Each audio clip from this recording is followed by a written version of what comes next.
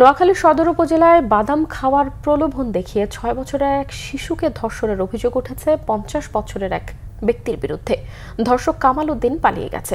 উপজেলার জাবালিয়া ইউনিয়নের চর শুক্কুলিয়া গ্রামে এই ঘটনা ঘটে। স্থানীয়রা একটি পক্ষ থেকে জানানো হয়েছে ঘটনাটি ধামাচাপা দেওয়ার চেষ্টা করে বলেও অভিযোগ উঠেছে। অভিযুক্ত কামাল উদ্দিন চর শুক্কুলিয়া গ্রামের বাসিন্দা। ভুক্তভোগী শিশুর মা অভিযোগ করেন, সোমবার দুপুরে প্রতিবেশী কামাল উদ্দিনের বাড়িতে তার ছেলের বউয়ের কাছে প্রয়োজনে শিশুকন্যাটিকে পাঠায় তারা।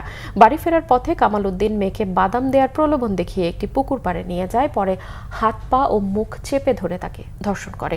মেয়ের গোংরানির শব্দ শুনে এক নারী এগিয়ে গেলে কামাল দৌড়ে পালিয়ে যায়। এরপর ঘটনাটি পুরো এলাকায় ছড়িয়ে পড়ে।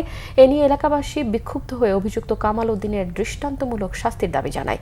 এদিকে দুপুরে ঘটনাস্থল পরিদর্শন করেছে পুলিশ। ঘটনার সত্যতা পেলে আইনগত ব্যবস্থা নেওয়া হবে বলেও জানিয়েছে পুলিশ।